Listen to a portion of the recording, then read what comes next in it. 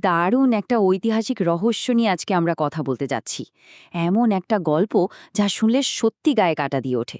চরম একটা পরিবেশগত বিপর্যয়ের পরও কিভাবে টিকে থাকতে হয় তার এক অবিশ্বাস্য কাহিনী আজ আমরা জানব।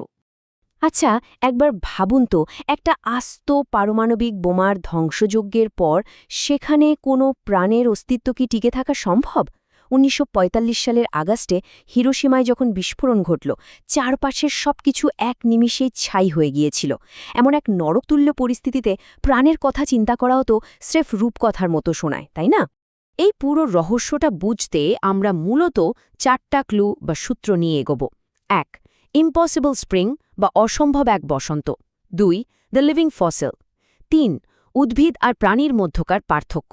এবং ৪. কোষের ভেতরের সেই সার্ভাইভাল কিট।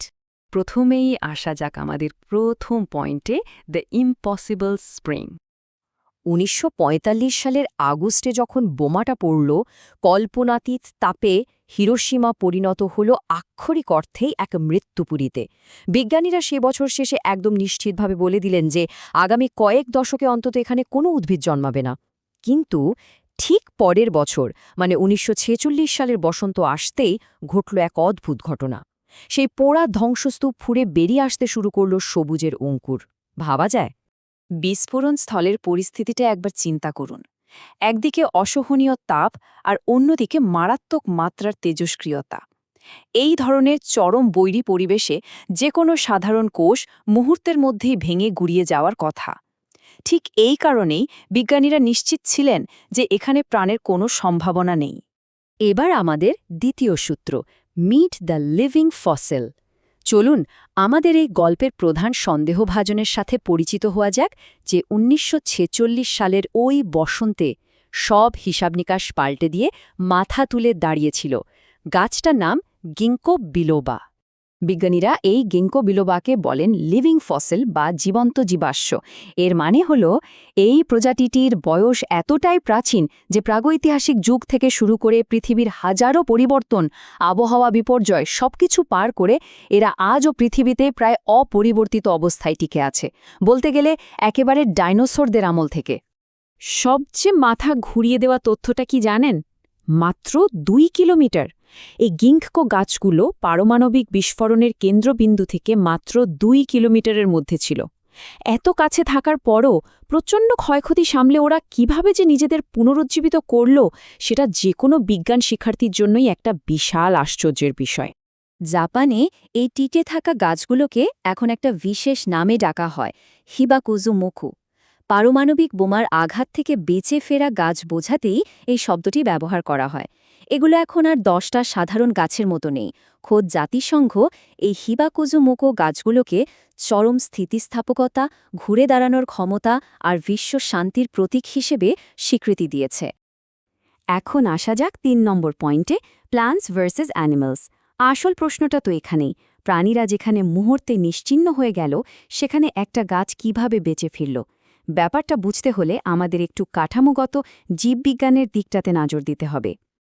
দেখুন, আমরা প্রাণীরা বেঁচে থাকার জন্য কিছু নির্দিষ্ট কেন্দ্রীয় অঙ্গের ওপর পুরোপুরি নির্ভরশীল। যেমন ধরুন আমাদের হৃৎপিণ্ড বা মস্তিষ্ক। এর যে কোনো একটা ক্ষতিগ্রস্ত হলে মৃত্যু অবধারিত। কিন্তু উদ্ভিদের শরীরে এমন কোনো নির্দিষ্ট প্রাণকেন্দ্র নেই। তারা তাদের দেহের বিশাল একটা অংশ হারিয়ে ফেলার পরও দিব্যি বেঁচে থাকতে পারে। এই আর্কিটেকচারাল অ্যাডভান্টেজটাই ওদেরকে প্রথম সুবিধাটা দিয়েছিল।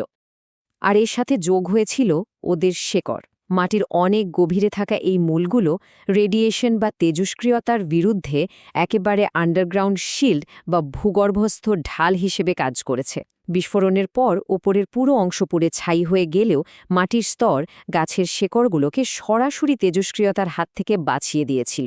আর ওই সুরক্ষিত শেকড় থেকে পরে নতুন ডালপালা গজানো সম্ভব হয়। সবশেষে ৪ নম্বর point, the cellular survival kit. এখন আমরা জানব কোষের ভেতরের সেই অদৃশ্য বর্মটা নিয়ে। স্ট্যানফোর্ড ইউনিভার্সিটির বেশ সাম্প্রতিক একটা গবেষণায় গিঙ্কো গাছের ভেতরের একটা প্রতিরক্ষামূলক ব্যবস্থার খোঁজ পাওয়া গেছে। এই গবেষণাটা খুব চমৎকারভাবে দেখায় যে আণবিক স্তরে গাছগুলো কিভাবে নিজেদের রক্ষা করেছিল। মূলত ৩টে ধাপে কাজটা হয়েছে। প্রথমত, মাটির নিচের মূলগুলো বিস্ফোরণ থেকে বেঁচে যায়।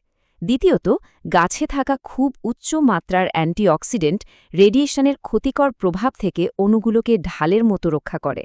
আর তৃতীয়ত, তাদের ডিএনএ মেরামতের এক অবিশ্বাস্য ফাস্ট টুলকিট।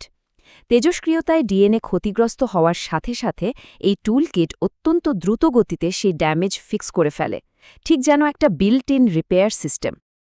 আমরা এই বিশ্লেষণের একেবারে শেষ পর্যায়ে চলে এসেছি। শেষ করার আগে একটা প্রশ্ন সবার জন্য রেখে যেতে চাই। একটা গাছ যদি পারমাণবিক বোমা বিস্ফোরণের মতো ভয়ঙ্কর ঘটনার পরও নিজের ডিএনএ পুনর্গঠন করে আবার মাথা তুলে দাঁড়াতে পারে, তাহলে প্রকৃতির এই চূড়ান্ত টিকে থাকার ক্ষমতা থেকে আমরা মানবজাতি কি শিখতে পারি? প্রতিকূলতা যত ভয়ঙ্করই হোক না কেন, ঘুরে দাঁড়ানোর একটা অবিশ্বাস্য শক্তি যে প্রকৃতির প্রতিটি স্তরে লুকিয়ে আছে, হিরোশিমার এই গিঙ্কোগো গাছগুলোই তার সবচেয়ে বড় প্রমাণ। প্রকৃতির এই অসাধারণ ক্ষমতা নিয়ে ভাবতে ভাবতেই আজ এখানেই শেষ করছি।